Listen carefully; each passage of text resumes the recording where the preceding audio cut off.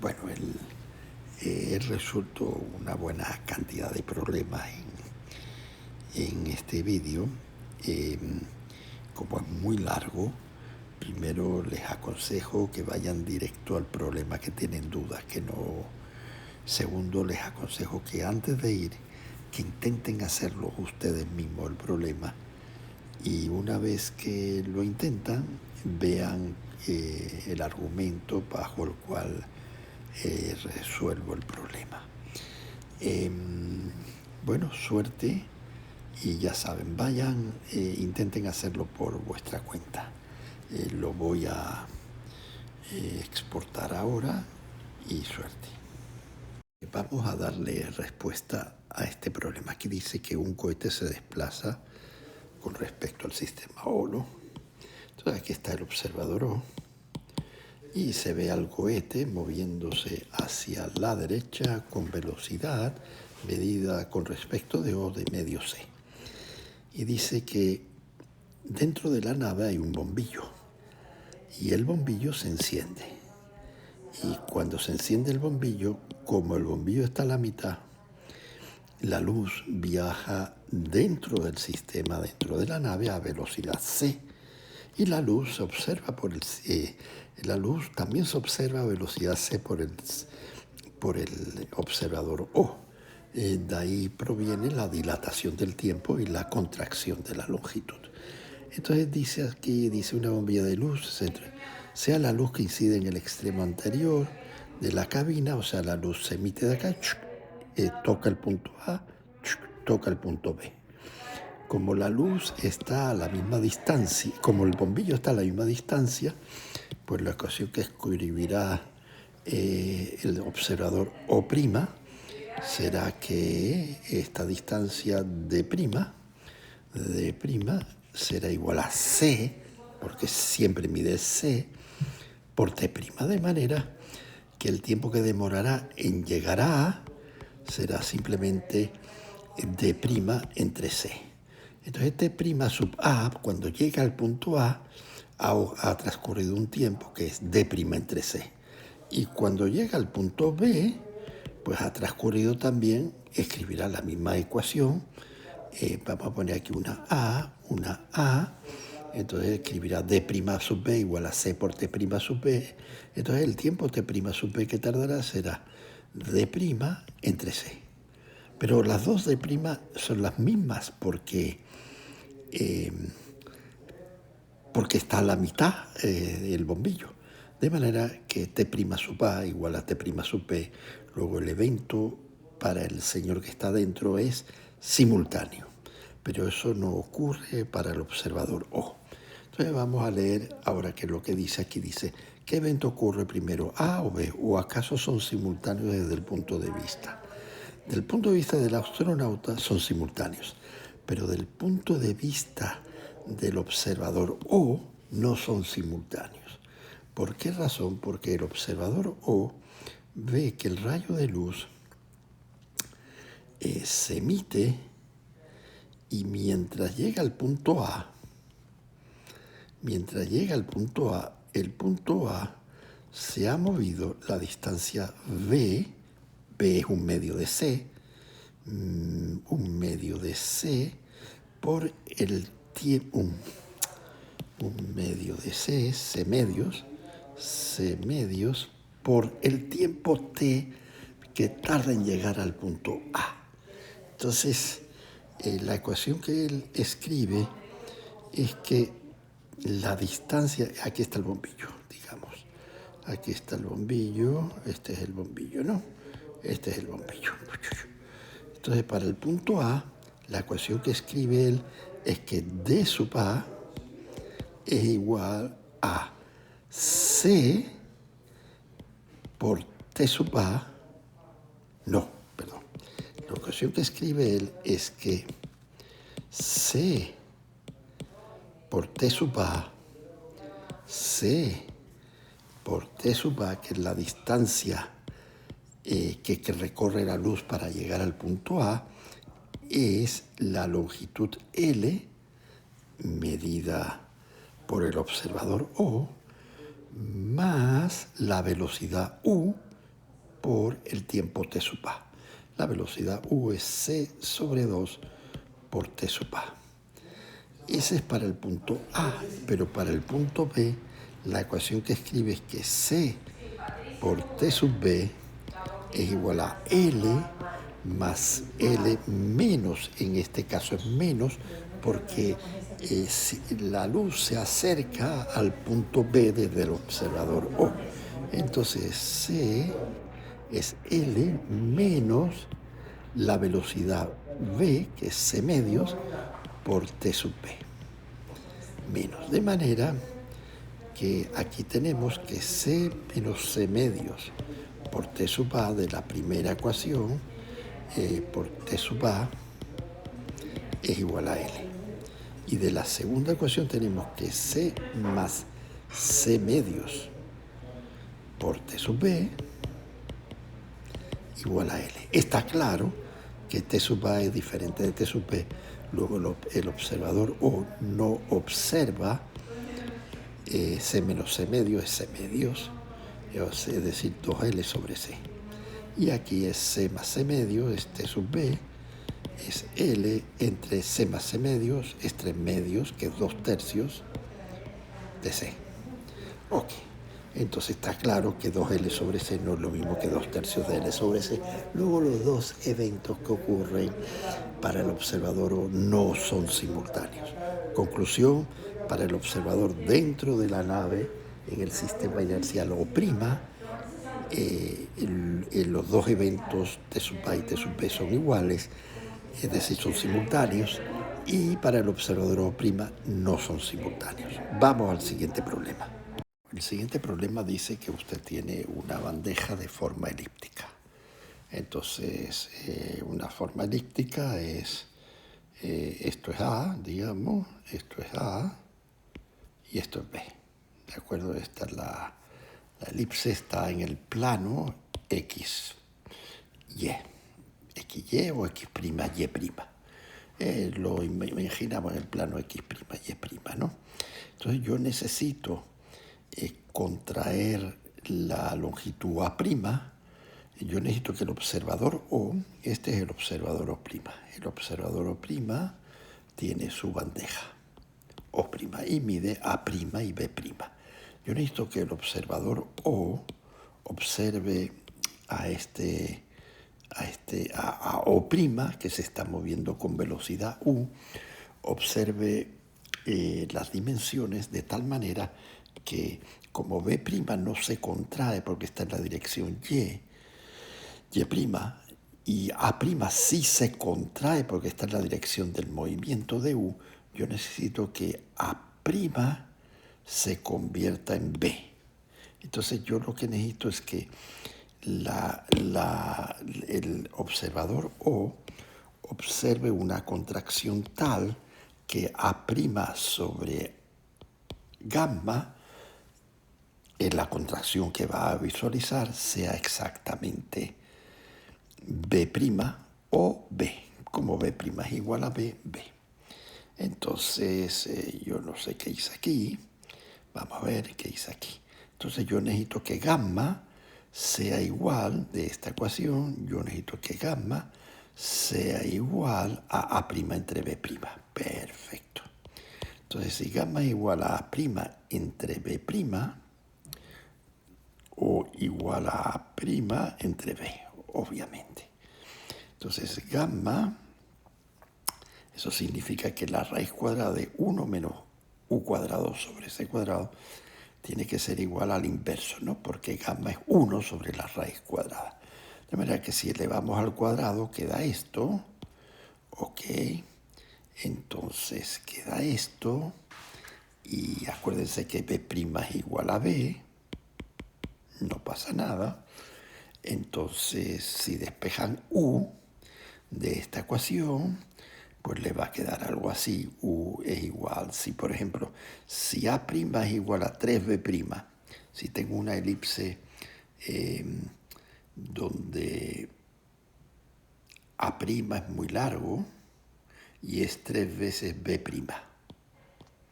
Entonces, ¿qué velocidad necesito para que el observador O observe esta bandeja elíptica que se está moviendo en O' con velocidad u, observe una circunferencia. Bueno, si la relación es A' igual a 3B', entonces la U que necesito es la que conseguí aquí despejándola. C raíz cuadrada de 1 menos 1/3 tendría esta velocidad U. U es la velocidad necesaria para que una bandeja que tiene de semieje mayor 3 veces la de longitud del semieje menor, U, esta velocidad C raíz de 8/3, es la velocidad que se necesita para que el observador O observe una circunferencia. Entonces el observador O observaría un círculo, completamente un círculo. Vamos al siguiente problema. El siguiente problema dice, un estudiante que afirma que una partícula material siempre debe tener una rapidez menor que la de la luz. Es correcto, en tanto que una partícula sin masa, como un fotón, debe desplazarse exactamente a la misma rapidez de la luz. Es correcto también. La relación que tenemos es que E es igual a C raíz cuadrada de, vamos a escribirla así, E cuadrado igual a C por P al cuadrado más M en reposo, C cuadrado al cuadrado. De manera que si M es igual a 0, si M igual a 0 significa que E cuadrado igual a C por P cuadrado, significa que E es igual a C por P. Y esta es la relación que hay entre momento y energía para una radiación electromagnética o para un fotón. El fotón tiene energía E que está cuantizada y va a ser h². De manera que la relación es que el momento de un fotón va a ser h² sobre C. Ok, entonces, ¿qué pide aquí? Dice, ¿es esto correcto? Sí, si es así. ¿Cómo es que las partículas sin masa como los fotones y los neutrinos adquieren esa rapidez? Wow, ¿cómo es que yo creo que no es que adquieren esa rapidez, que existen a esa rapidez? No existen a otra rapidez. ¿Pueden partir del reposo y acelerarse? No pueden. No pueden porque si partieran del reposo tendrían una masa en reposo y esa masa en reposo crecería al aumentar la velocidad. Pero yo quiero llegar a la velocidad C sin masa. No es posible. Luego, la respuesta correcta debe ser que estas partículas como el fotón existen solamente a la velocidad C porque tienen masa en reposo cero. Ok, vamos al siguiente problema. El siguiente problema dice, un pión pi es una partícula inestable. La vida medida en el sistema en reposo es 2.6 por 10 a la menos 8. De manera que los tiempos observados, el tiempo propio es 2,6 por 10 a la menos 8 y el tiempo observado por un observador que observa la partícula moverse con cierta velocidad es un tiempo dilatado. Y aquí dice, si se hace viajar el pión con rapidez con respecto a un laboratorio y se mide su vida media, ahora el tiempo ya está dilatado. Entonces está dilatado en un factor gamma, es gamma por tau 0. Entonces lo que pide el problema es cuál es la rapidez, es decir, conociendo gamma, gamma será tau entre tau sub 0. Entonces, esta relación es la misma, tau sub 0 sobre tau, y despejando U es posible. Lo despejan y debe dar como 0,9C. Entonces esa es la parte A. A ver, la parte A, ¿qué pide? Si se hace eso, en la botella de 4,4, calcule la rapidez del pión como fracción de C. Bueno, ya está calculado la rapidez del pión, es 9 décimos de C. Bueno, tienen que hacer el calculito aquí. Y ahora dice la segunda parte, dice, ¿qué distancia medida en el laboratorio recorre el peón durante su vida media? Bueno, durante su vida media, que está sub cero, el observador O observa un tau, un tiempo de vida media de 4,20 por 10 a la menos 7 segundos. 4 por 10 a la menos 7 segundos. 4,20, ¿no? ¿Y qué distancia recorre? Bueno, la distancia que recorre es la distancia delta X que recorre, es la velocidad a la que se mueve, que en este caso sería 0,9 c, por el tiempo que existe la partícula. Y el tiempo que existe la partícula es 4,20 por 10 a la menos 7 segundos. Es decir, que recorre una gran distancia, una distancia que permite que estas partículas lleguen más lejos de lo que uno imagina calculando este tiempo propio. Es decir, el tiempo que hay que calcular es el tiempo dilatado para el observador. Entonces, la parte B es que la distancia recorrida por el muón, que es un pión por el pión, es la velocidad por el tiempo.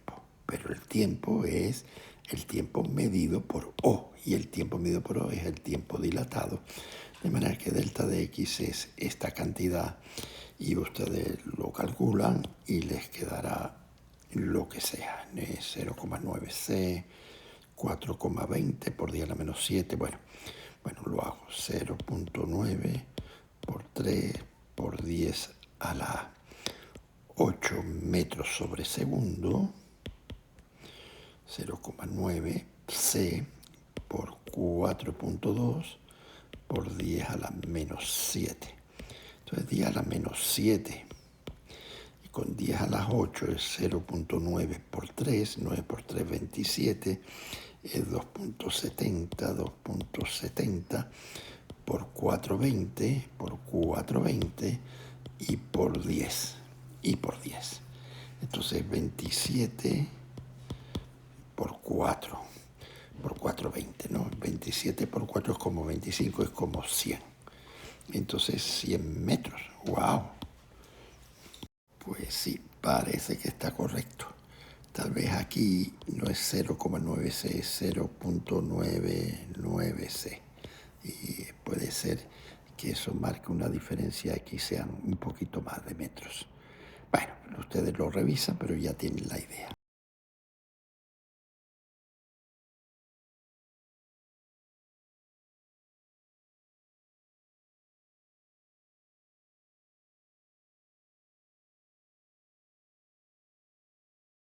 Entonces vamos al 3713. Dice, medida por un observador en la Tierra, una pista terrestre tiene la longitud de 3.600 metros, es decir, esta pista está en reposo con respecto de O.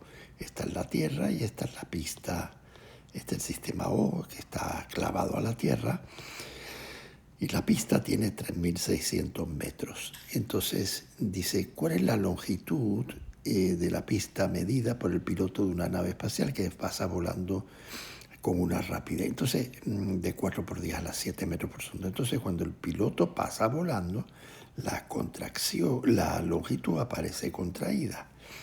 Esta es la longitud en reposo. Entonces, el observador O', él observa esta longitud contraída.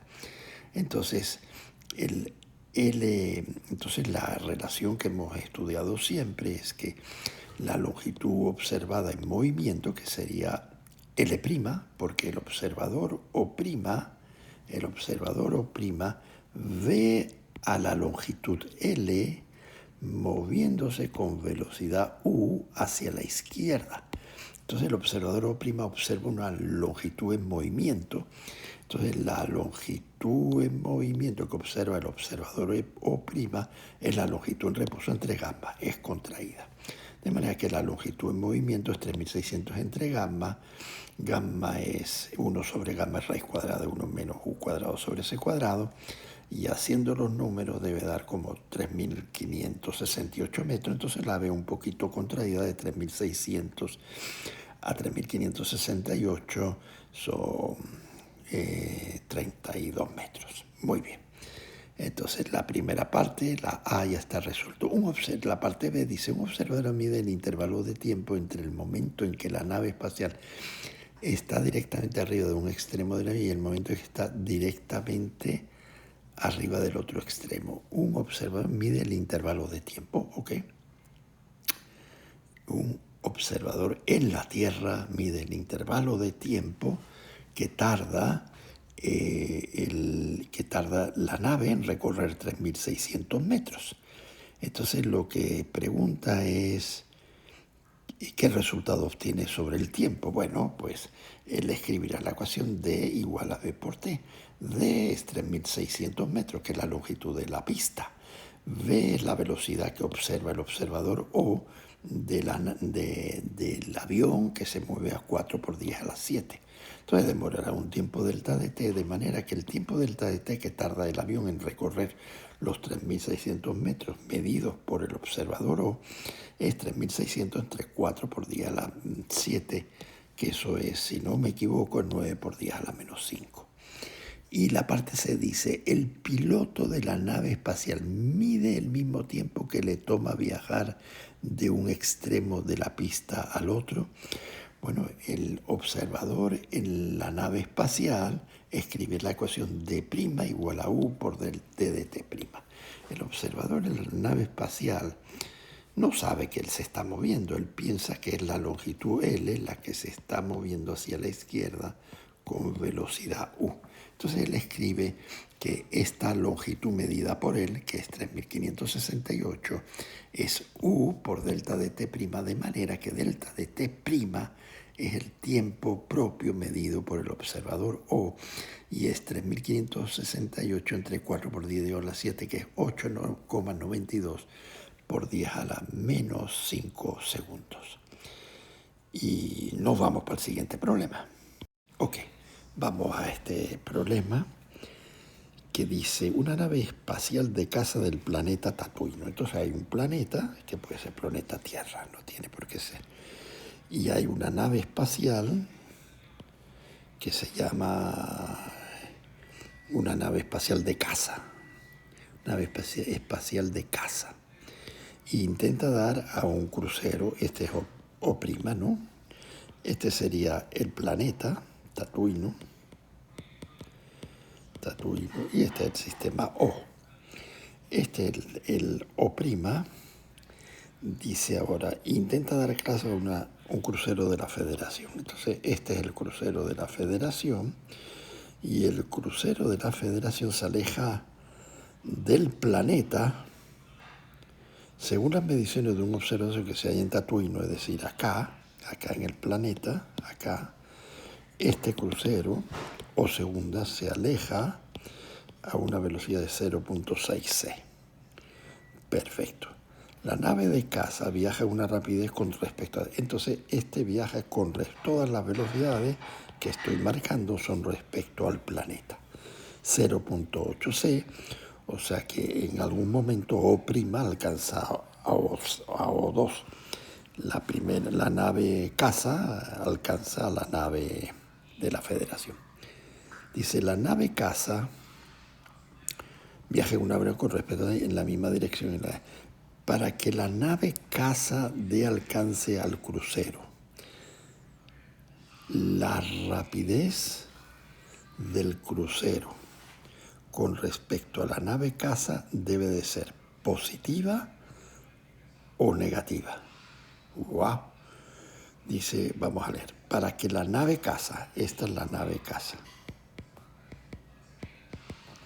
dé alcance al crucero, esta es la nave crucero. La rapidez del crucero con respecto a la nave de caza, es decir, la rapidez de esto con respecto de esto, porque esto se mueve a 0.8 c con respecto a Tatooine. Esto se mueve a 0.6 c con respecto de Tatooine. Pero esto con respecto de esto se tiene que mover con velocidad negativa, porque visto desde O', que él no observa su movimiento, él tiene que ver a O segunda moverse hacia él, si no, nunca lo alcanzaría. Oh, es decir, si no, nunca se encontraría. Entonces, la velocidad debe ser negativa. La velocidad medida por O' de O segunda debe de ser negativa. Interesante. Ahora dice, ¿cuál es la rapidez? Entonces la parte A ya está contestada. Ahora la parte B es, ¿cuál es la rapidez del crucero con respecto de la nave caza? Es decir, esto es un problema de transformaciones de velocidades. Entonces yo tengo aquí, vamos a ver, que la velocidad V',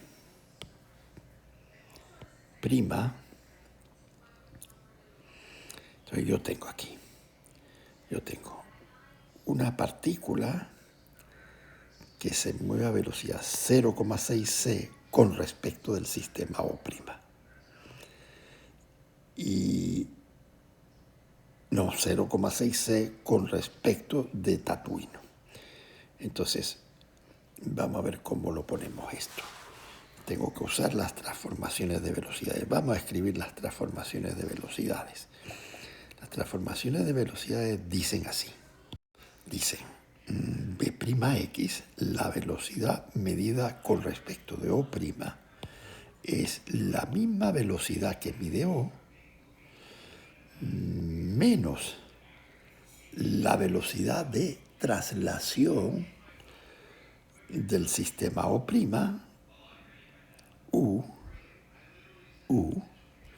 O dividido entre, déjenme recordar, 1 menos U V sub X sobre C cuadrado. Y esta es la velocidad O', y la transformación inversa diría que la velocidad que mide O es la velocidad que mide O' más U dividido entre 1 más U por la velocidad B'X sobre C cuadrado. Entonces yo lo que quiero es conocer cuál es la velocidad con respecto de O' de esta nave. Esta nave se mueve con velocidad de 0,6 c con respecto de O.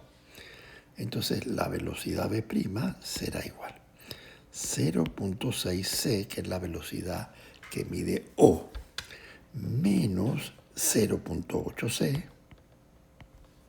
la velocidad de la nave O segunda con respecto de O', será la velocidad que mide O, que es 0,6 c, menos la velocidad de traslación del sistema O, que es 0,8 c, 1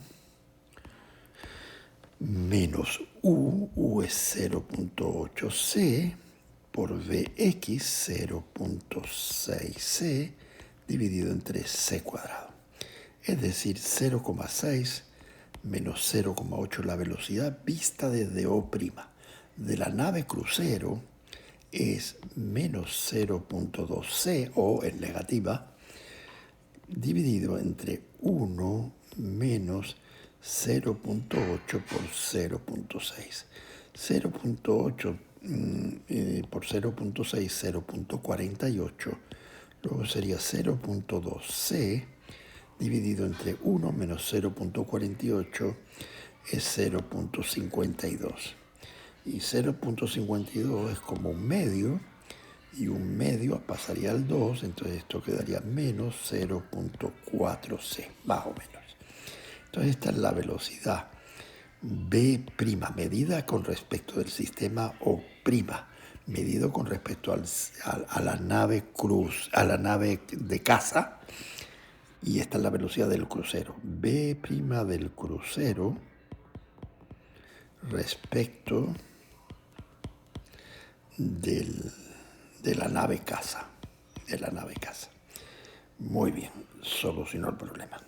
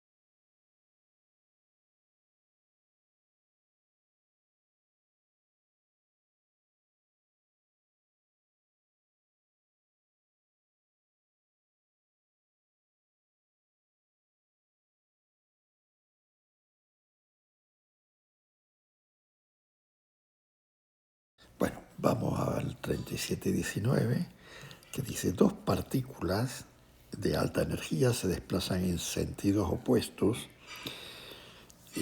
visto desde dónde, visto desde el laboratorio. Los sentidos opuestos se ven opuestos visto desde cualquier sistema. Sí. La rapidez de una de las partículas medida con respecto al sistema laboratorio es 0.65 c. Entonces imaginamos que una de las partículas se mueve con 0,65 c. Y la partícula O' se ve a 0,95 c. Pero como son opuestos, se debe de ver esto así, hacia acá. Es decir, en el sistema O, en el laboratorio, se ve la partícula esta moviéndose a 0,65 c.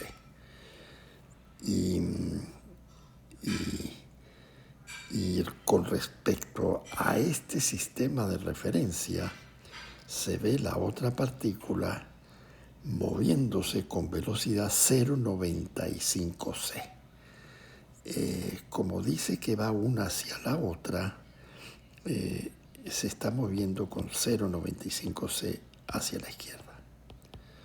Muy bien, pero este 0,95 c es con respecto de O'.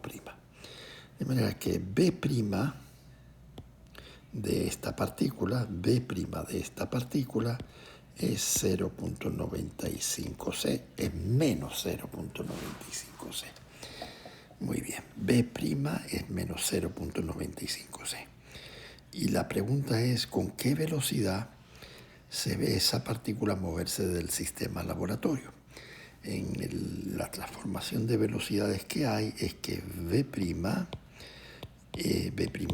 igual a Vx menos U dividido entre 1 menos U por Vx sobre c cuadrado. Esa es la transformación de velocidades, pero yo quiero la transformación inversa. La transformación inversa es que Vx igual a B'x más U dividido entre 1 más U por V'x entre c cuadrado.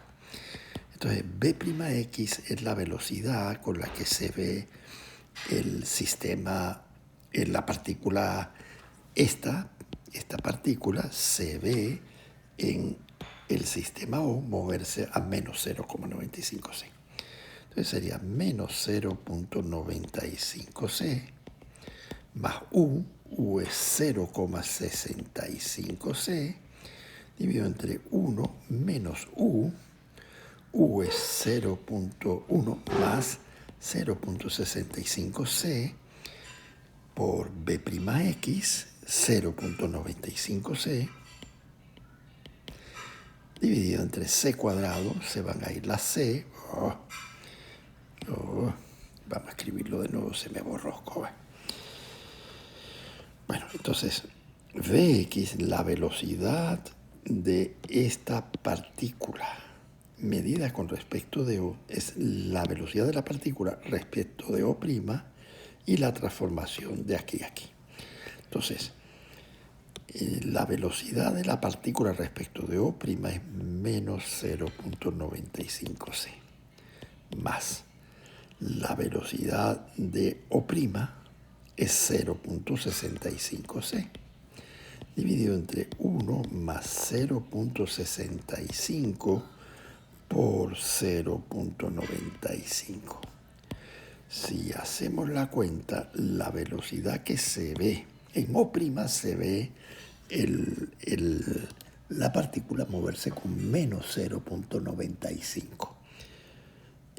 Si hacemos las cuentas, arriba en el numerador debe quedar menos 0,3 C, y abajo en el denominador debe quedar 1 más el producto S. 0,65 por 0,95 es como 0,60. Esto es 1,60. Entonces 0,3 entre 1,60, pero me confundí, perdón. Porque aquí hay un signo menos 0,95. Y eso produce 1 menos 0,6. Y 1 menos 0,6, eso es algo así como, digamos, 0,95 por 0,65 es 0,60. Pero con el signo menos es 1 menos 0,60. 1 menos 0,60 es 0,4. 0,4, entonces ahora la velocidad es 0,3 en menos 3/4 de C, más o menos, es decir, menos 0,75C. Bueno, más o menos, no he calculado con decimales ni con calculadora, ustedes lo calculan. Vamos al siguiente. Ok, el siguiente problema dice así, dice con un telescopio ubicado en la Tierra. Entonces está en la Tierra, tenemos un telescopio enfocando alguna estrella y la estrella no mantiene la distancia constante con respecto a la Tierra. La Tierra, aquí dice que se está alejando de la Tierra y la velocidad con la que se está alejando la estrella es 0,52C. Entonces dice, si la radiación tiene una frecuencia de 8,64 por 10 a la 14, es decir, la frecuencia de la radiación que emite la estrella es 8,64 por 10 a la 14, pero en el sistema de referencia de la estrella. Es una frecuencia propia, por así decirlo, entonces la podríamos llamar F0. En el sistema de referencia de la Tierra, la frecuencia, el efecto Doppler, hace que al alejarse la frecuencia se vea reducida, se vea disminuida. Entonces vamos a recibir una frecuencia que va a ser del orden de 10 a la 13, un poquito mejor, y eso indica que la estrella se va alejando. Y a medida que ocurre ese corrimiento hacia el rojo, sabemos que la estrella efectivamente se está alejando. Si la frecuencia aumentara a 10 a la 15, sabríamos que la estrella se está acercando hacia nosotros. Bueno, entonces en el sistema de referencia está la frecuencia Y lo que dice es, ¿cuál es la frecuencia medida por un observador en la Tierra? Bueno, esto es simplemente aplicar. Lo importante es conocer la deducción del efecto Doppler. Y bueno, lo que vimos en la clase, y lo dedujimos correctamente, es que la frecuencia medida en la Tierra es la frecuencia medida propia en el sistema de referencia en reposo en la estrella, con este factor, C menos U dividido entre C más U. Entonces, si ponemos los datos, pues vamos a calcular la frecuencia, y esa frecuencia va a quedar del orden de raíz de 0.48 entre 1.52. Entonces, aproximando, vamos a aproximar, yo no quiero usar la calculadora, ustedes la usan. Esto es un medio en el numerador y esto es 3 medios de F0. Entonces, un medio entre 3 medios es lo mismo que un tercio. Y raíz cuadrada de un tercio de F0. De manera que F, 1 sobre raíz de 3, es 1 sobre 1,7 más o menos. Y 1,7 es 17 sobre 10. Y 17 sobre 10 es lo mismo que 10 entre 17 de F0. Es decir, que F es del orden más o menos, F0 era del orden de 10 a la 14, 8.64. Vamos a poner 10 por 10 a la 14 en la frecuencia en vez de 8. Pongo un 10, ¿no? Y es por 10 sobre 14. De manera que la frecuencia sobre 17, perdón. 10 sobre 17. De manera que la frecuencia original la puse como 10 a la 15. Y como 10 sobre 17 es menor que 1, la frecuencia recibida en la Tierra será un poco menor de 10 a la 17. Entonces, bueno, lo calcula. 10 sobre 17 es como 10 sobre 20, que es un medio. Un medio por 10 a la 15. Bueno, más o menos. Hagan las cuentas bien y saldrá el resultado exacto. Bueno, podemos ponerlo para dejarlo mejor. Es como ya sé el factor, pues será un medio, 10 sobre 17. Voy a poner un medio de 8 punto no sé qué, 8.64 por 10 a la 14. Entonces, esta es la frecuencia recibida en la Tierra, un medio de esto, que no cambia el orden de magnitud, no cambia, no llega a cambiar a 10 a la 13, ¿no? Pero bueno, esa es la frecuencia. Vamos al siguiente problema. Este problema lo calculan ustedes. Si gamma igual a 2, por ejemplo, ¿qué significa? Bueno, significa que 2 es igual a 1 sobre la raíz cuadrada de u cuadrado sobre c cuadrado. Significa que la velocidad u a la que se está moviendo es cercana a la de la luz, 0.85 c, si no me he confundido. Pero cuando ustedes vean, por ejemplo,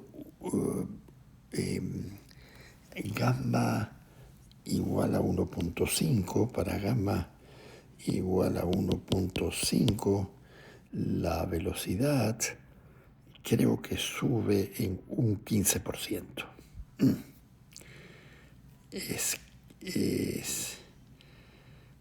Recuerden que el factor gamma hace así, ¿no?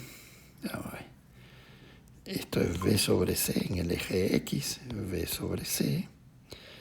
Esto es 1 y gamma es así. Al principio es un poquito chato, sin mucha pendiente, pero a medida que se acerca a la velocidad V sobre C, al valor de V sobre C igual a 1, 0 y 1, entonces crece asintóticamente. Entonces, en esta franja de aquí, que B sobre C igual a 1/2.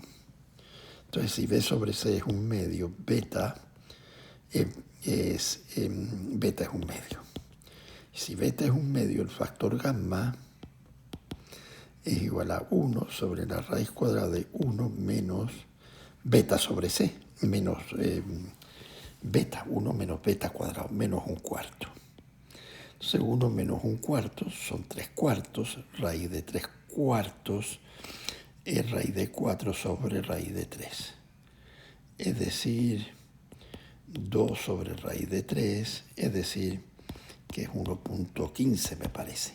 Entonces el factor de gamma, si beta es igual a 1/2, es decir, si B sobre C es igual a 1/2, es decir, si B es la mitad de la velocidad de la luz, todavía los efectos no son tan grandes.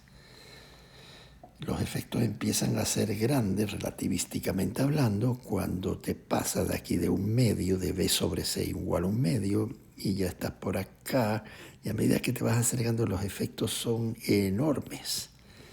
Ok, vamos al siguiente. Bueno, vamos a hacer este problema que es sobre fuerza, cuando la fuerza es paralela a la dirección de movimiento. Primero la ecuación que tenemos que usar es la derivada de P con respecto de T, y el momento P es m gamma V. Y si hacemos este cálculo, que ya lo hicimos en la clase, para fuerza paralela a la velocidad, lo que tenemos es que la fuerza tangencial o paralela a la velocidad es m gamma cubo por la derivada del módulo de la velocidad con respecto de t, es decir, m gamma cubo por la aceleración tangencial. Entonces lo que nos pide este problema es calcular la aceleración tangencial. Entonces simplemente meter datos y calcular la aceleración tangencial para el caso de que la velocidad es 1000 metros por segundo. Eso implica que el gamma es un gamma específico, ustedes lo pueden calcular. Y B, cuando la velocidad es más alta, ya está cercana a C, o si está cercana a C, fíjense, ¿será la aceleración muy grande o muy chiquita? Fíjense, la aceleración es la fuerza que se mantiene constante, porque aquí la fuerza es siempre 5 por 10 elevado a la 15, dividido la aceleración entre m gamma al cubo. Si ustedes aumentan gamma, bueno, al aumentar gamma, A disminuye. Entonces el cuerpo se acelera cada vez menos y menos, es decir, que no hay cambio en la velocidad. Para gamma alto no hay cambio en la velocidad. Entonces la fuerza que hace, la fuerza lo que hace es engordar la masa, aumentar la masa del objeto, pero no aumentar la velocidad. Bueno, lo terminan ese problema, vamos al siguiente. Dice, ¿cuánto trabajo es necesario realizar una partícula m para acelerarlo desde el reposo hasta una rapidez de 0.09? Entonces tú inicias en el reposo y llevas al objeto a esta velocidad que es un cienavo de la velocidad de la luz, o 9 sobre 100 de C. Entonces el trabajo realizado lo que hace es cambia la energía cinética, pero también cambia la masa en relatividad. Y el trabajo lo calculamos y la expresión de trabajo realizado por una fuerza era m gamma c cuadrado menos la masa en reposo por c cuadrado.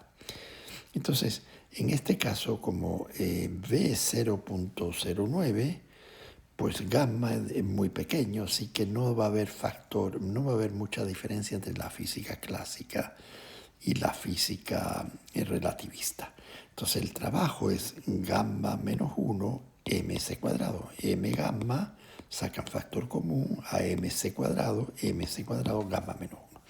Entonces la variación de la energía cinética, pues ustedes la calculan, ¿no? y vuelven a hacerlo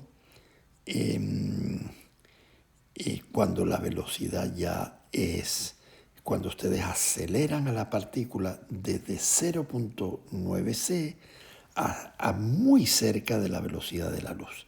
Entonces, cuando la velocidad, parte B, cuando la velocidad es 0.9c y ustedes hacen un trabajo sobre la partícula, de manera que la llevan a una velocidad muy cercana a la de la luz, entonces el trabajo, ¿qué hace?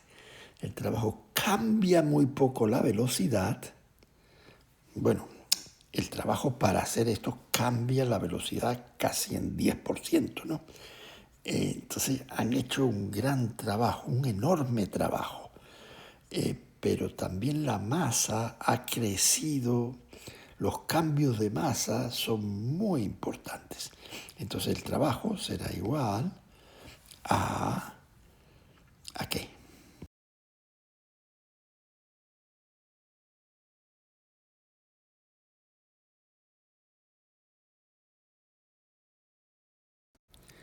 El siguiente problema es interesante, es creación de una partícula.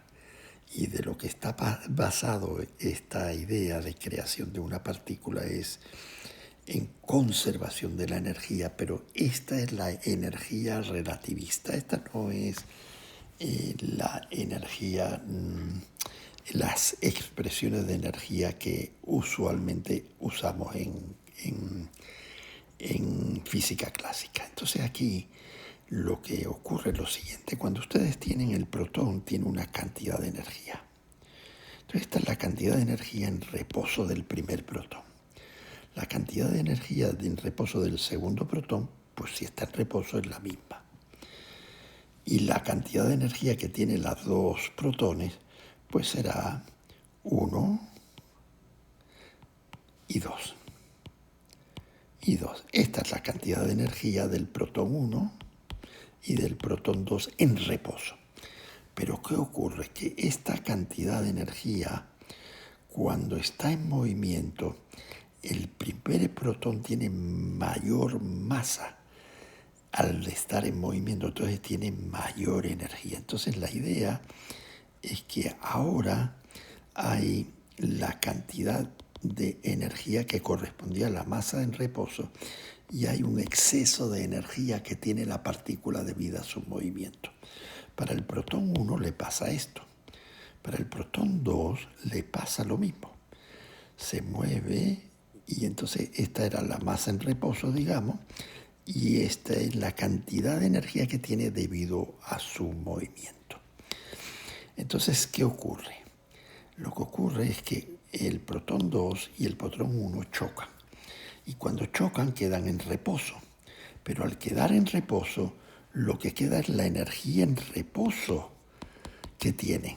Queda Entonces hay un exceso, este exceso de energía que tiene que ir para algún lado. Y ese exceso de energía es lo que se necesita para crear a la nueva partícula, que en este caso es un muón.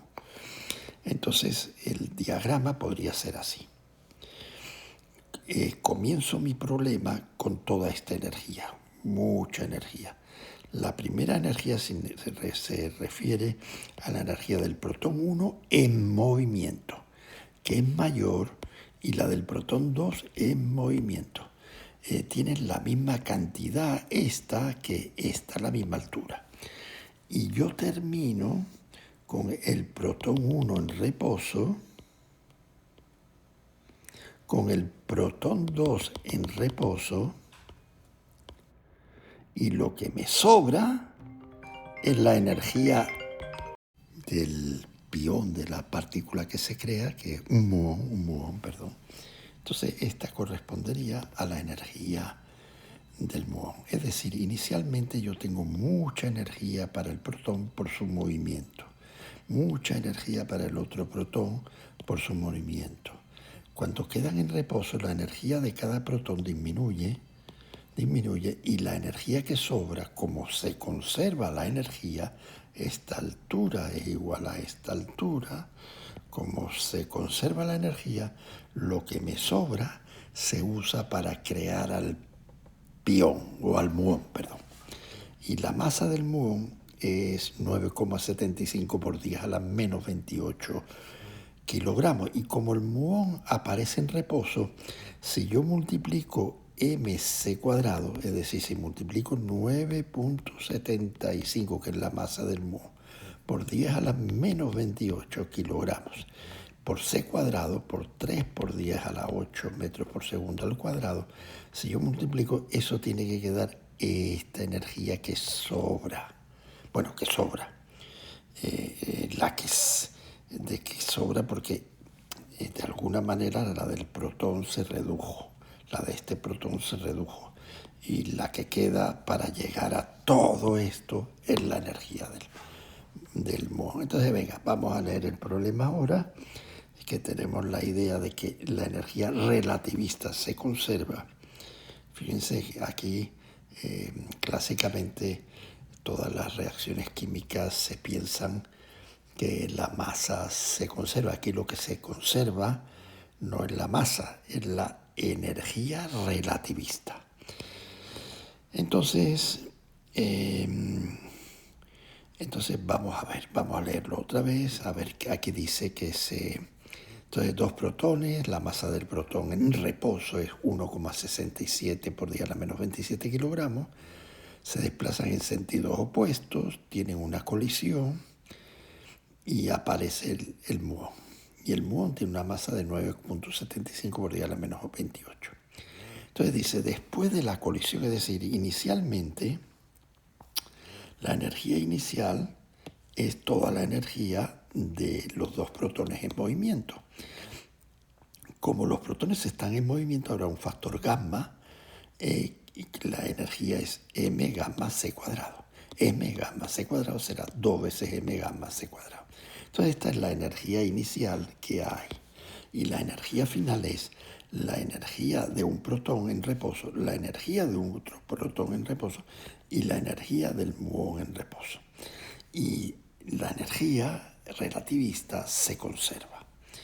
Entonces, si se conserva, puedo escribir la energía inicial igual a la energía final, despejar el factor gamma, y ese factor gamma, como los 2 protones se mueven a la misma velocidad, me dice a qué velocidad v se están moviendo los protones.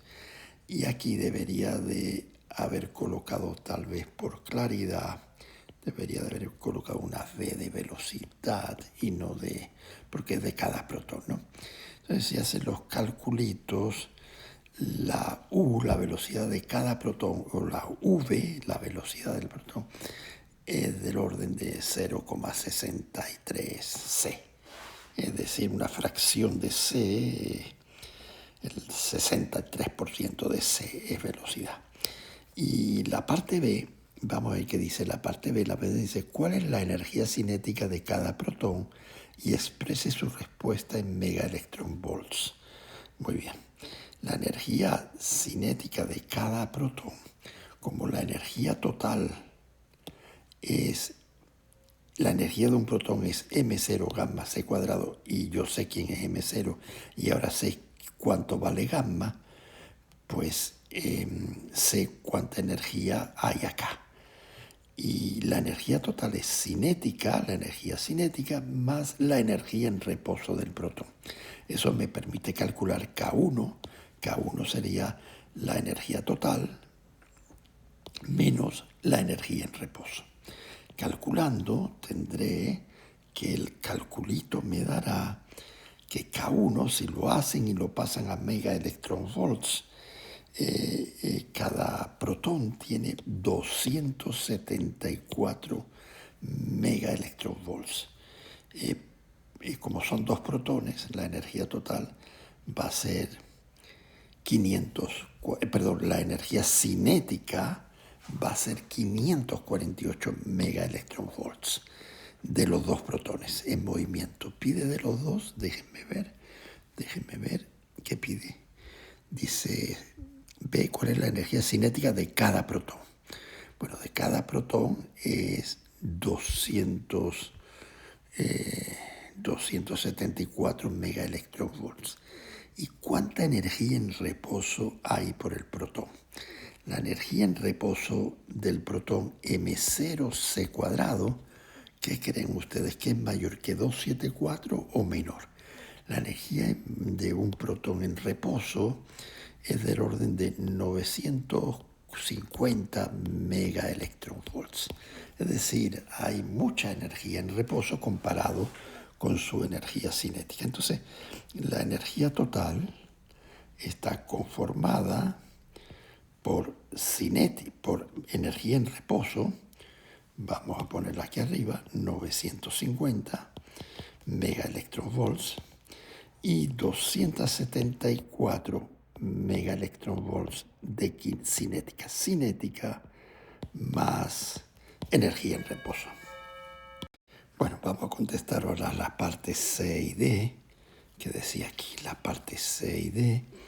Dice, ¿cuál es la energía en reposo mu sub 0 de la parte del muón expresada en megaelectronvolts? Entonces la energía en reposo, bueno, pues vamos a hacerlo, ¿no?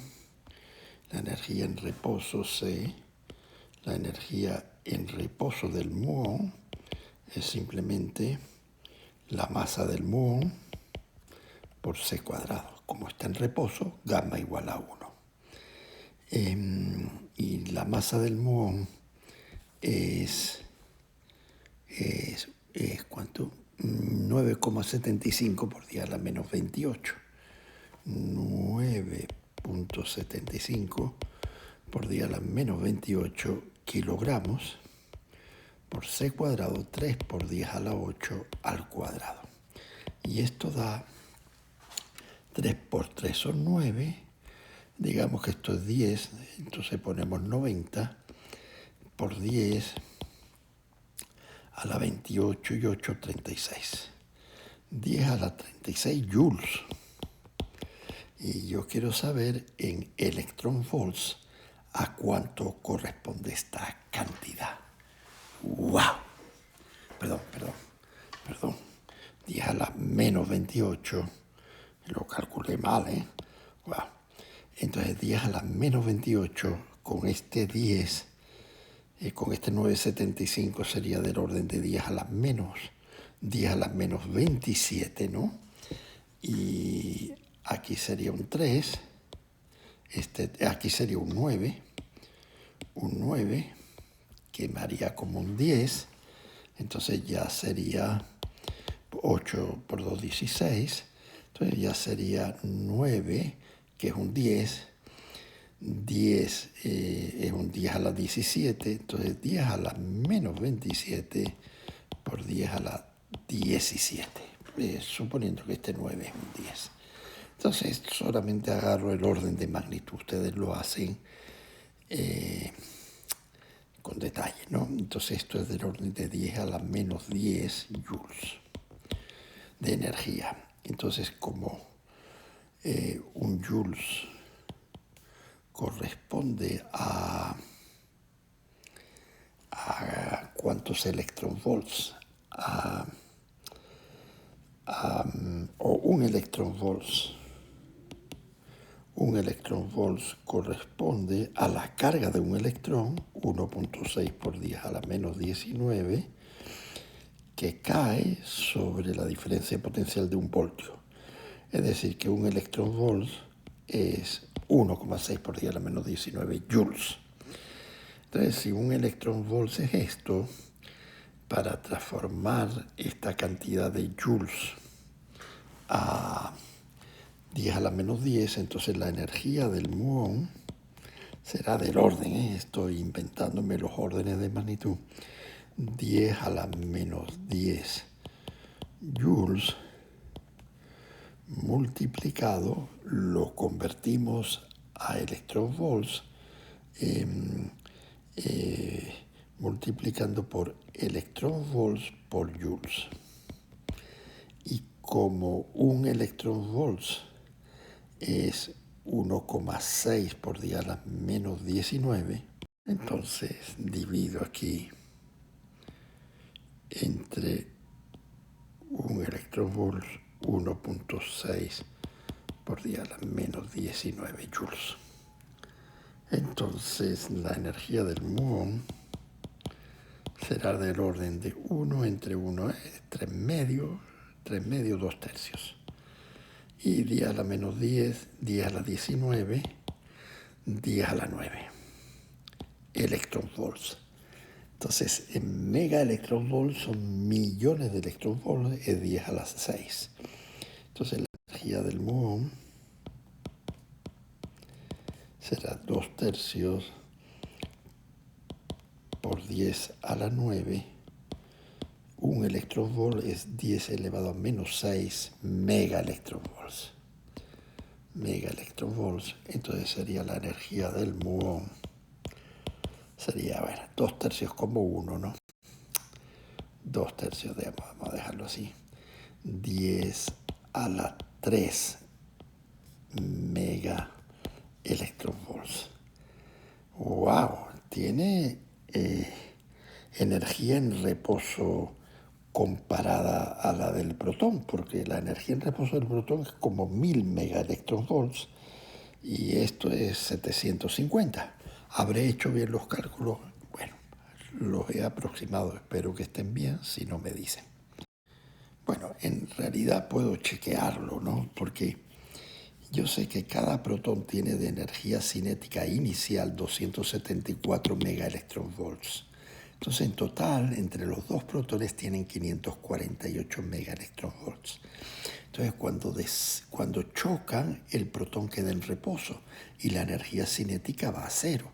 Luego, esta es la energía del pión, 548. Entonces, para hacerlo exactamente, yo pondría aquí como solución la energía del muón igual a 548 megaelectronvolts. Un tercio 0.3, 0.3 por 2 es 0.66, o sea que no me equivoqué tanto. Entonces ya está hecha. Esta es la energía del muón. Tiene que ser porque es la energía que pierde cada protón, la pierde de su parte de energía cinética. Entonces, esta es la energía del muón. Vamos para el siguiente problema. Bueno, este problema es muy parecido. Se lo dejo a ustedes terminarlo. Y yo creo que si no me he equivocado, el resultado debe ser 0.256. Lo que he hecho es, vamos a leerlo de nuevo. Dice, una fuente de radiación en dirección radial se mueve en dirección radial con respecto a usted. La frecuencia que usted mide es 1,25 veces la frecuencia medida en el sistema de referencia en reposo. Es decir, que la fuente se está acercando porque la frecuencia no está disminuyendo, está aumentando. Entonces la fuente se está acercando. Entonces dice, si aumenta la frecuencia en 1.25 veces con respecto a la frecuencia recibida, F sobre F0 es 1.25. ¿Cuál es la rapidez de la fuente? Entonces usamos la ecuación de Doppler que dice que la frecuencia es F es raíz cuadrada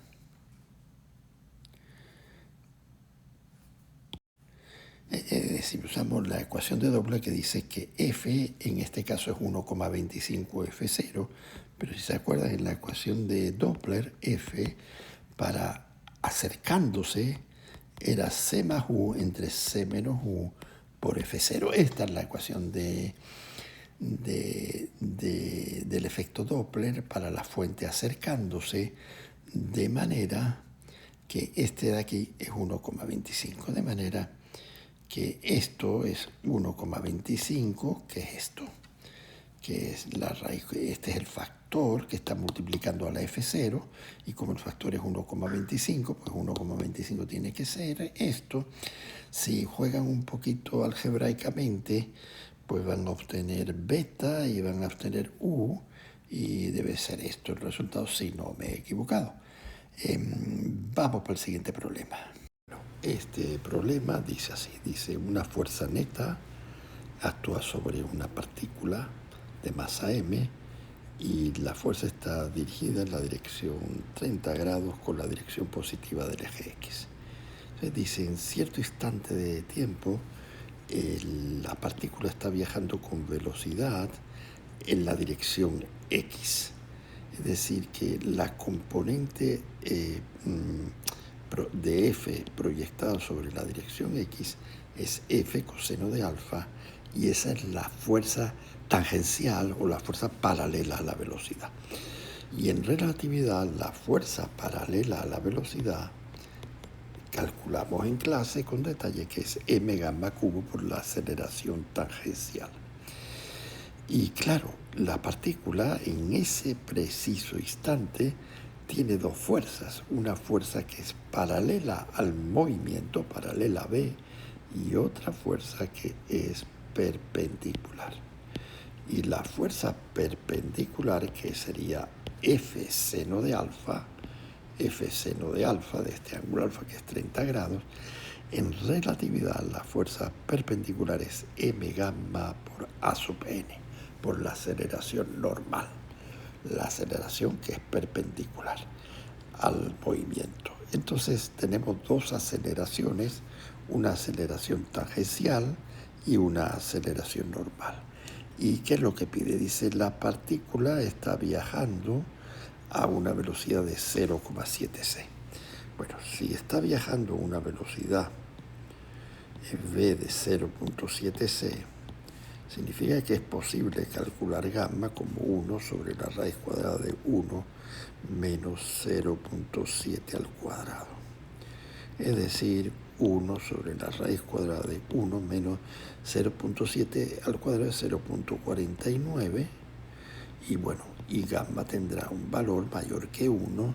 ¿Y cuánto será ese valor? Pues tengo que agarrar la calculadora un segundito y hacerlo. Si usamos la calculadora, el valor de gamma es 1,4. Entonces este es el valor de gamma. Entonces lo que pregunta es, en ese instante, ¿cuál es la dirección de la aceleración de la partícula? O sea, ¿bajo qué ángulo está la aceleración? Es decir, ¿sigue la aceleración a la fuerza? Está aquí la aceleración paralela a la fuerza, como en física clásica. Y no está paralela a la fuerza, porque tenemos un vector donde el vector a sub t tiene valor, f coseno de 30 entre m y gamma al cubo, que es 1,4 al cubo. Mientras que la aceleración perpendicular a la aceleración tangencial es f seno de 30 entre la masa m por 1,4. Entonces, ¿qué pasa?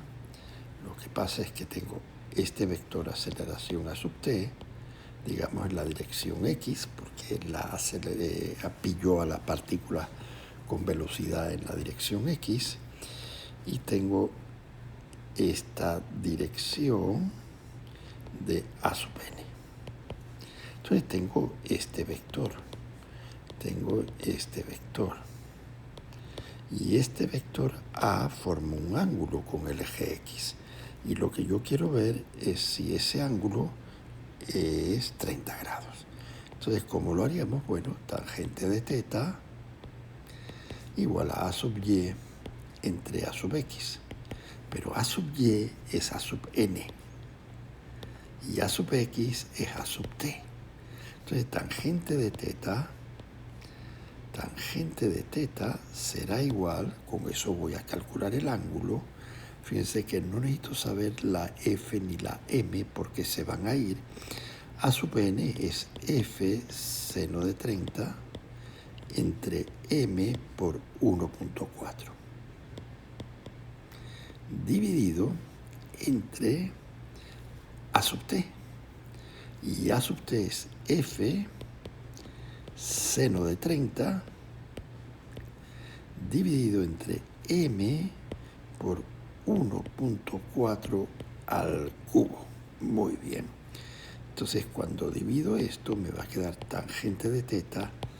Fíjense que, aquí me he confundido. A sub t es f coseno de 30. Entonces, está dividido entre f, aquí, entre A sub t, que es f coseno de 30 entre m por 1.4 al cubo. Y para dividir, pues simplemente invierto la segunda fracción y la multiplico, ¿no? Invierto la segunda fracción y la multiplico y logro el mismo efecto. Entonces la f se va con la f, la m se va con la m, y aquí queda seno de 30. Entonces la tangente del ángulo con la cual aparece la aceleración es seno de 30 entre coseno de 30, que es tangente de 30, y aparece 1.4 al cubo entre 1.4 por 1.4. Entonces ahora hay que echar los números y ver a qué corresponde, a qué ángulo corresponde. Vamos a agarrar la calculadora y vamos a hacerlo. Bueno, perdón, aquí es 1.4 al cuadrado, porque este cubo con este 1.4 quedaría 1.4 al cuadrado. Entonces, la tangente de 30, la tangente del ángulo, multiplicando tangente de 30 por 1.4 al cuadrado, eso da 1.13. ¿Y cuál es el ángulo cuya tangente vale 1.13? Bueno, pues tiene que estar cerca de 45 grados. Entonces será un poquito más de 45, será 48 grados. Entonces, ¿qué quiere decir? Quiere decir que la fuerza aparece a 30 grados y la aceleración aparece a 48 grados. No sigue el vector aceleración, no sigue el vector fuerza. F y A. Muy bien, vamos para el siguiente problema. Este problema dice así, dice, hay dos eventos observados en el sistema S. Entonces aquí tengo el sistema S. Esta es la longitud X que mide 1, 2, 3, 4, etc. Este es el piso del sistema S. Y dice, dos eventos de referencia en el sistema S ocurren en el mismo punto del espacio. Digamos que ocurren en X igual a X0. Entonces los dos eventos, el evento A y el evento B, ocurren en el mismo punto, pero ocurren separados en el tiempo 1.8 segundos. Entonces el evento A pudiera ser una gota de lluvia que cae, y el evento B es la segunda gota de lluvia que cae en esta posición, pero claro, cae en un tiempo t, adelante el intervalo de tiempo t es 1.8. Entonces yo puedo escribir esto en notación para usar las transformaciones de Lorentz, porque lo que me piden es, en el segundo sistema de referencia es S' que se mueve con respecto de S, en el segundo evento ocurre, en vez de ocurrir en 1.8 segundos, S' observa 2.15 segundos. Es decir, lo observa dilatado. Entonces dice, ¿cuál es la diferencia entre las posiciones de los dos eventos de acuerdo medidos por S'? Entonces vamos a ver los datos. Obviamente que S' no ve la gota de lluvia caer en el mismo punto del espacio de su regla. La regla de S' es esta, ¿no? Este es el sistema S', este es el observador 1', 2'. Claro, cuando se está moviendo hacia la derecha, la primera gota a lo mejor cae en 2'. Y la segunda gota, como cae a un tiempo posterior, pues a lo mejor cae en 1'. Entonces lo que está pidiendo es dónde caen las gotas. Si el tiempo que mide entre el evento A y el evento B, el observador O', es 2.15 segundos. Entonces, para hacerlo, lo que hay que hacer es poner bien la data. La data dice que X, y escribir las ecuaciones de Lorentz. La data dice que el primer evento A, el evento A, ocurre en la posición A, x0, 3 metros, digamos, 0 metros si ustedes quieren. El segundo evento visto en S, para el sistema S, ocurre también en la misma posición. En el tiempo no ocurre en el mismo instante de tiempo. Uno ocurre en t igual a 0 y el segundo ocurre en 1.8 segundos después. Es decir, hay un intervalo de tiempo de 1.8 segundos. Entonces lo que está pidiendo el problema es ¿cuál es la diferencia? ¿Cuál es x' b menos x' a medido por el sistema S'? Si los dos eventos están separados ahora, visto por el sistema S', están separados 2.15 segundos. Entonces t' a igual a 0 y esperas un intervalo de tiempo, y el observador O' mide 2.15 segundos. Entonces lo que hay que hacer es escribir las ecuaciones de Lorentz, que dicen que x' a es gamma por x sub a menos u por t sub a, x' b es gamma por x sub b menos u por t sub b, y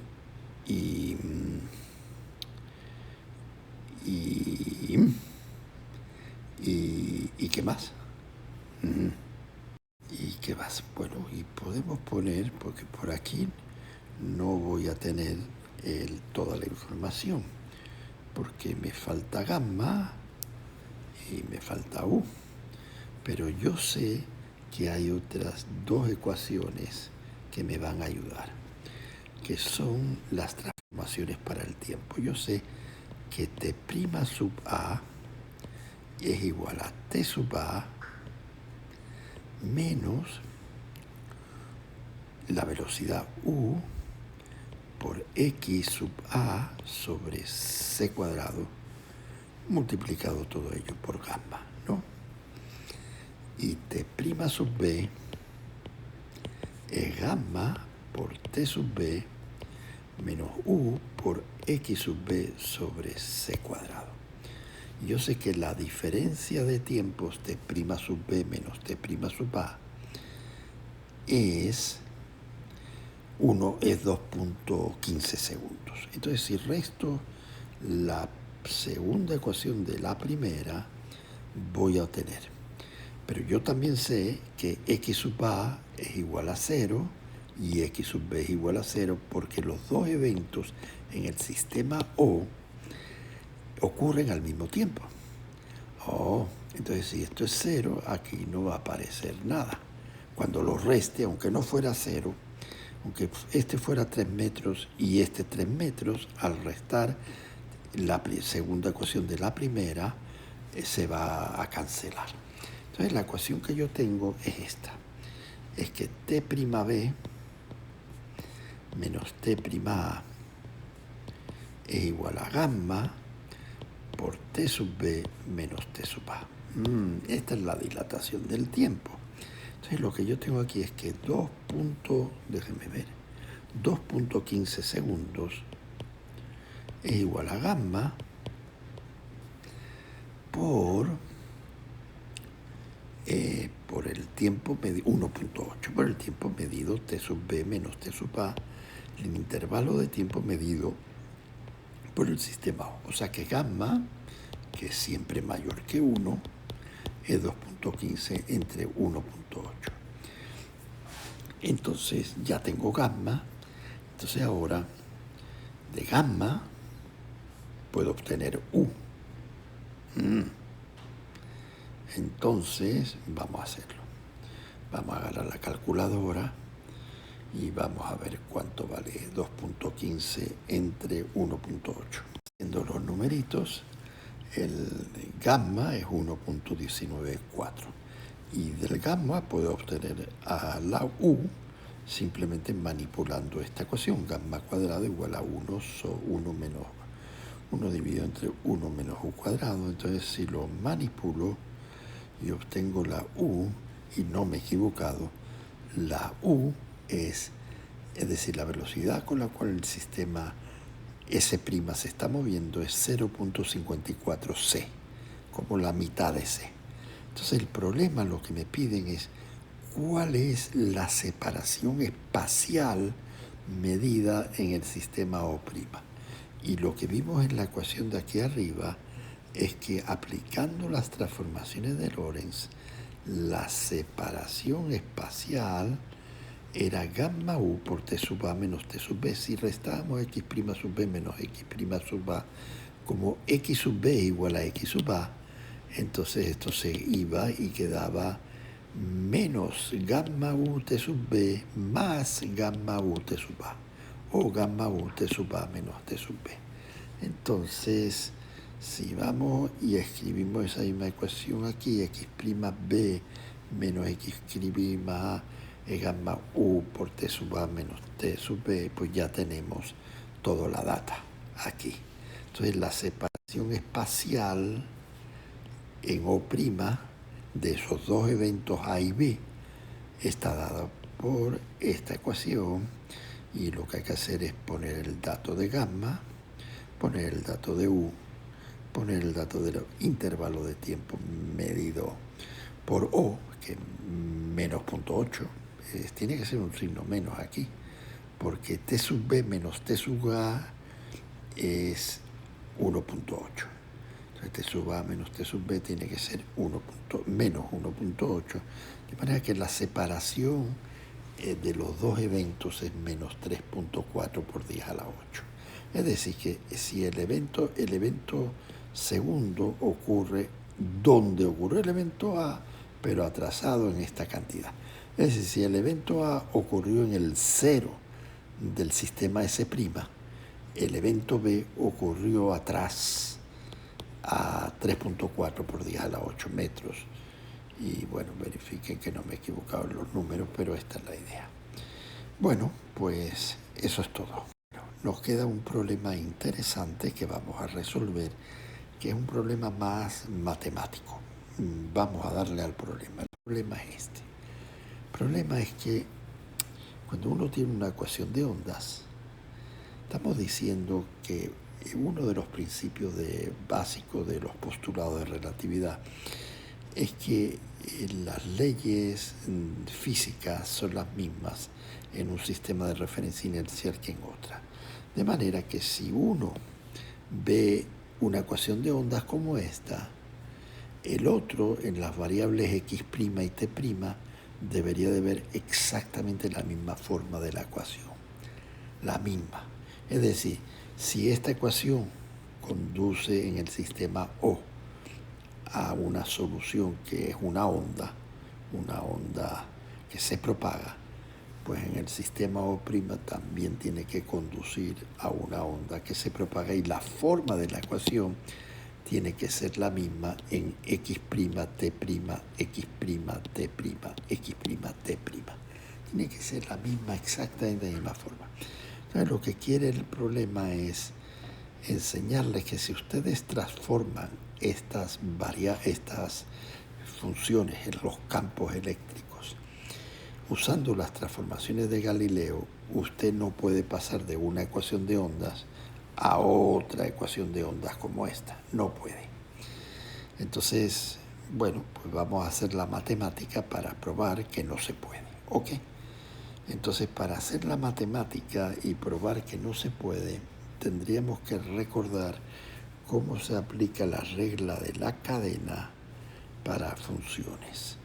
Entonces digamos que yo tengo E, el campo eléctrico, o F, no importa, F.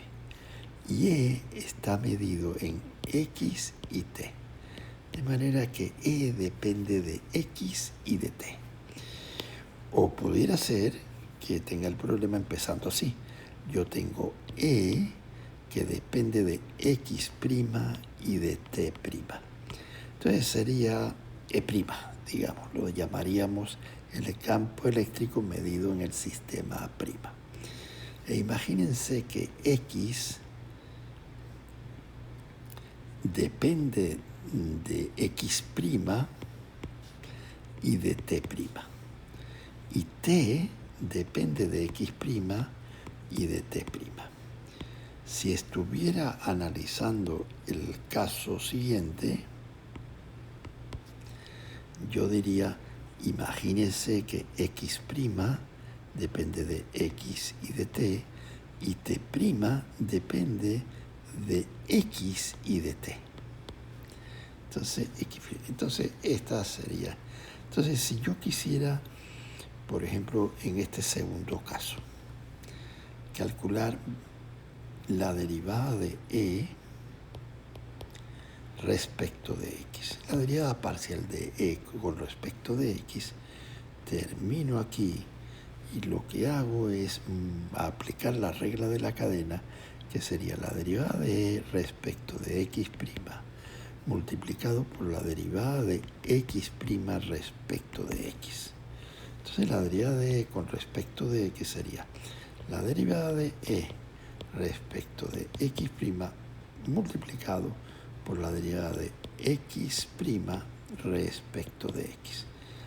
Más, y ahora tengo que llegar aquí, y tengo que multiplicar la derivada de e respecto de t' con la derivada de t' con respecto de x, más la derivada de e con respecto de t' por la derivada de t' respecto de x.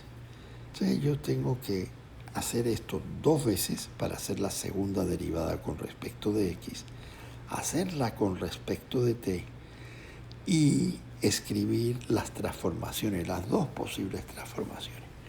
La primera transformación puede ser las transformaciones de Galileo.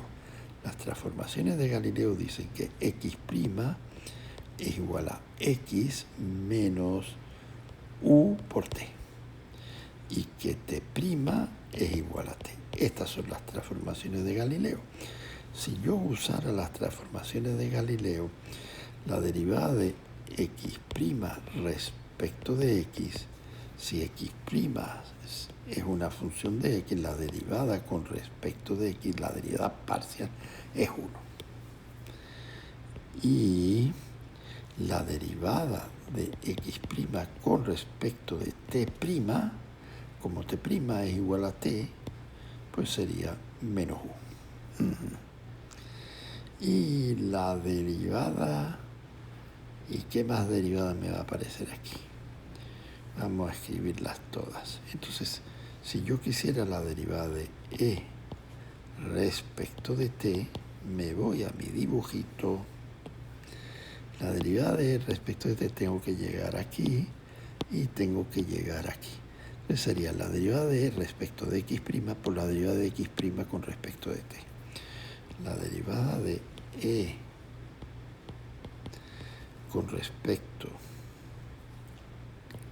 de x' por la derivada de x' con respecto de t, más la derivada de e con respecto de t' por la derivada de t' con respecto de t.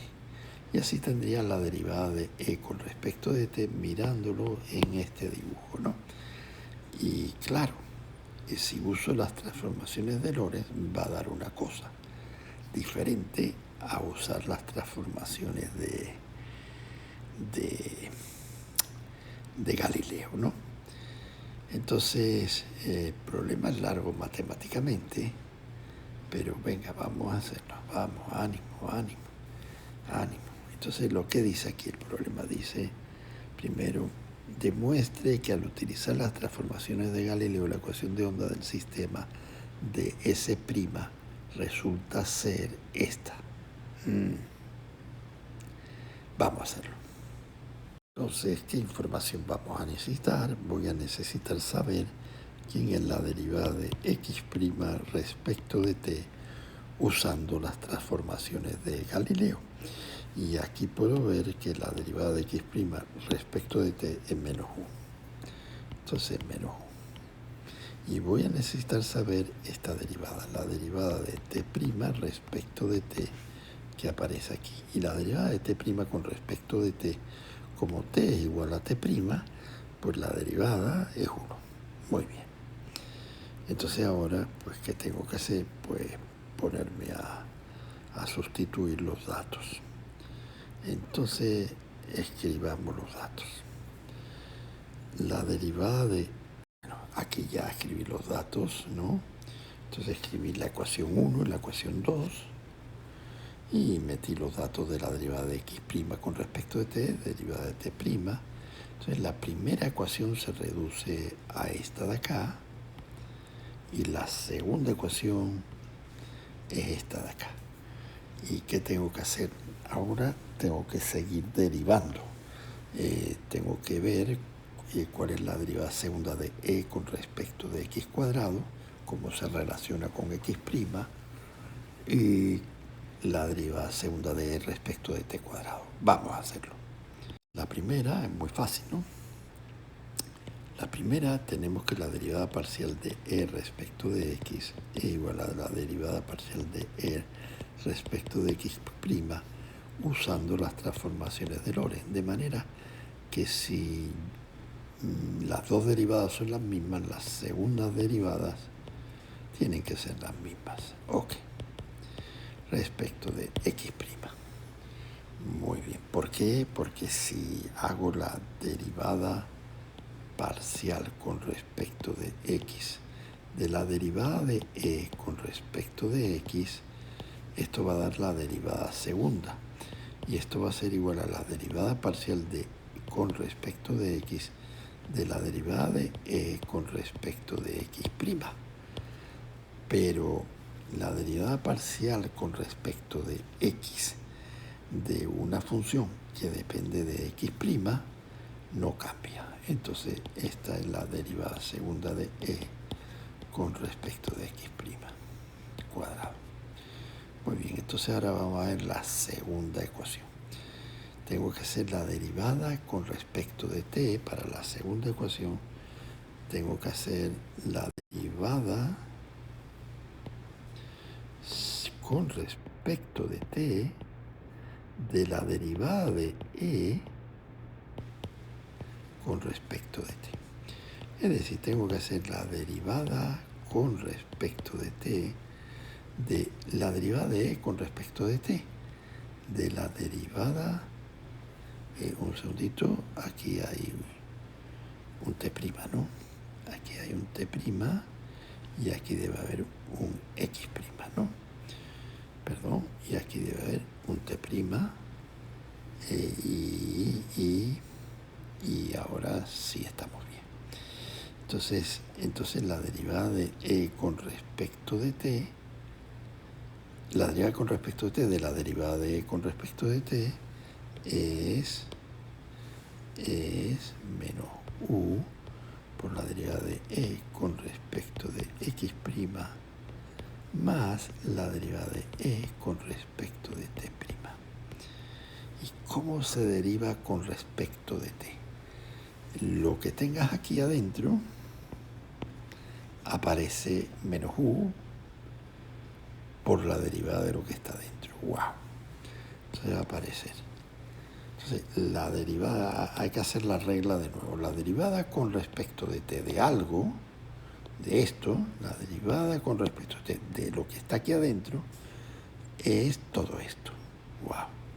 Entonces, la derivada con respecto de t de lo que está aquí adentro es menos u,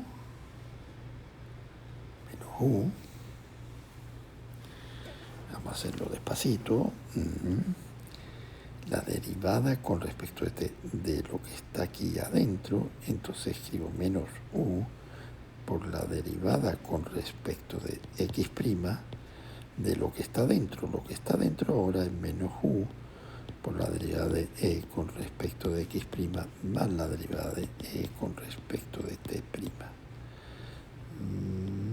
más la derivada de e con respecto de t'. Y ahora vamos a hacer estas dos derivadas. Entonces va a quedar menos u cuadrado, este u con este u, por la derivada segunda de e respecto de x' menos u por la derivada con respecto de x' y con respecto de t' de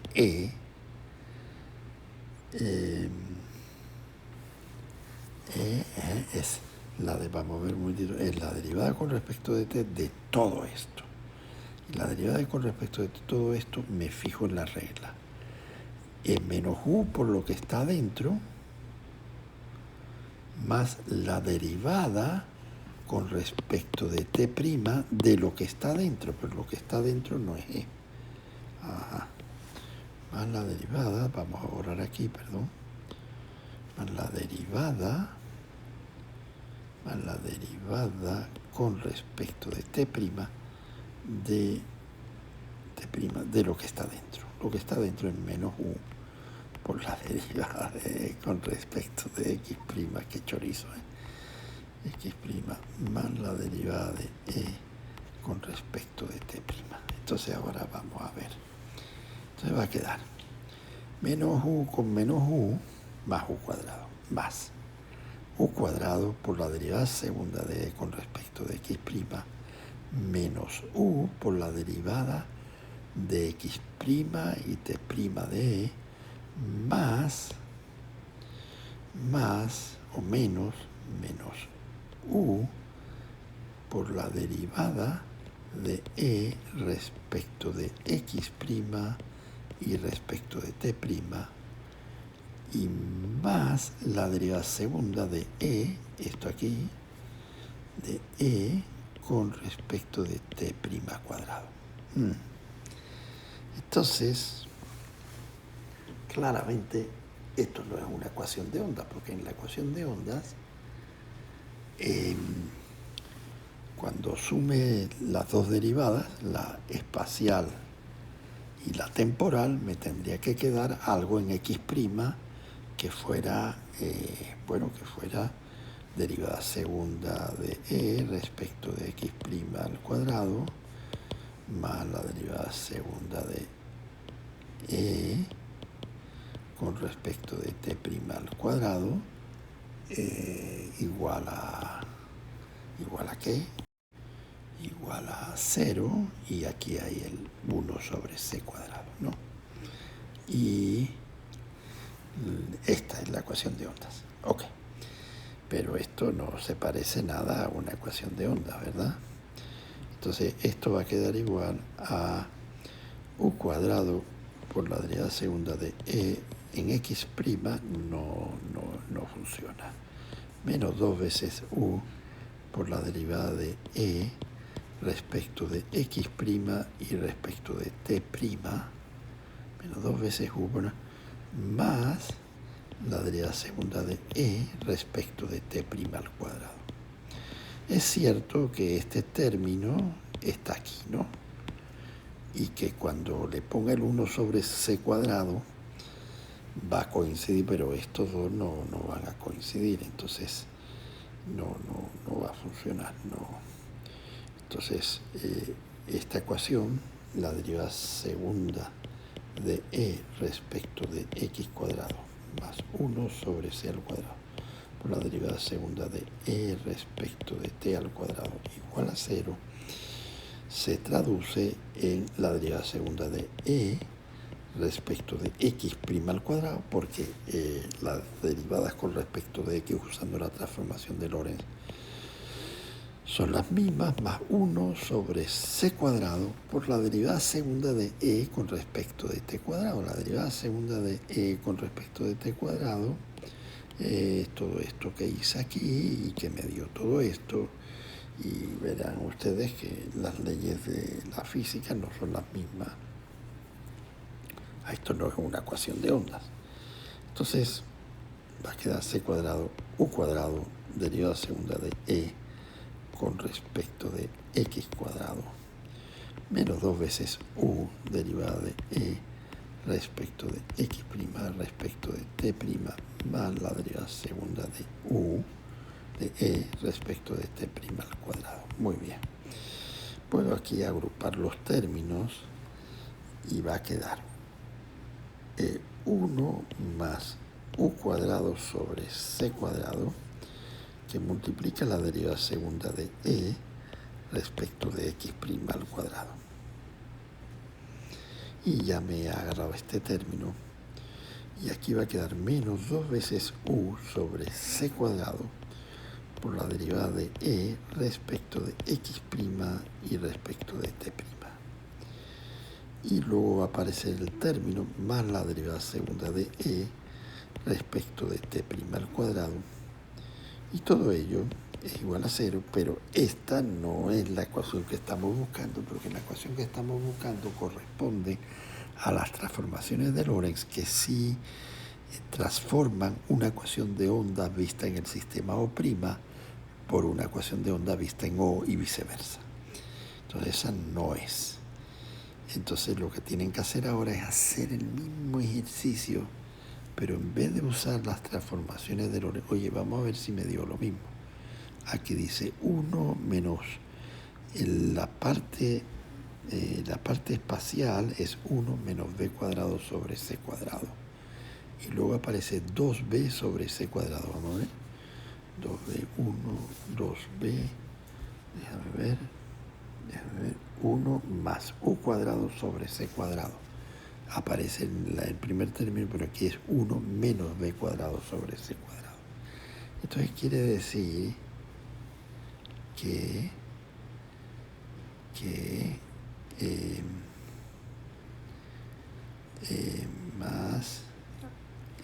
quiere decir que aquí hay un signo que yo me he pelado. Bueno, vamos a ver el segundo término, menos 2u sobre c cuadrado. Menos 2u sobre c cuadrado. Está bien, 2b, en vez de u llama b. Y luego aparece el término 1 sobre b, lo tengo bien. Búsquenme el signo ese donde me he pelado. Entonces ahora, como estaba diciendo, transformaciones de Lorentz no transforman una ecuación de onda en otra ecuación de onda vista en O'. Perdón, las transformaciones de Lorentz sí transforman. Las de Galileo no las transforman y eso es lo que he hecho. Entonces ahora el reto está. Pueden ustedes usar, en vez de las transformaciones de Galileo, las transformaciones x menos u por t y t' igual a gamma por t menos u por x sobre c cuadrado y hacer todas las derivadas parciales de x' respecto de x. Derivada parcial de x' respecto de t. La derivada parcial de t' respecto de t y la derivada parcial de t' respecto de x. Fíjense, por ejemplo, la derivada de t' con respecto de x ahora es gamma u sobre c cuadrado. Entonces, si ahora uso la misma regla de la cadena y rehago el problema, podré ser capaz de demostrar que si tengo una ecuación de ondas en O, es decir, si tengo la derivada segunda de e respecto de x cuadrado más 1 sobre c menos 1, ahí está el signo menos, es menos 1 sobre c cuadrado, y cuando yo sumé aquí un más, pero aquí es menos, ahí está el signo menos, ya. Entonces, menos, y aquí hay un signo menos, entonces aquí se transforma en un signo menos. Entonces, la pregunta es la siguiente: si yo tengo en el sistema O la ecuación esta, que es una ecuación de ondas igual a 0, cuando la transforme o la tengo en las primas, fíjense que las tengo así, sí, la tengo así, y ahora cuando la transforme a las primas, me va a salir este chorizo con términos cruzados aquí, o si uso las transformaciones de Lorentz no va a salir los términos cruzados y va a ocurrir que ahora la ecuación que voy a obtener es que la derivada segunda de e respecto de x' al cuadrado menos 1 sobre c cuadrado por la derivada segunda de e respecto de t' al cuadrado también va a ser igual a 0. ¡Wow! Entonces, si ocurre eso, Las transformaciones de Galileo transforman los campos eléctricos preservando las leyes de la naturaleza. Si aquí hay una onda, aquí hay otra onda. Ok, bueno, pues los dejo hasta aquí.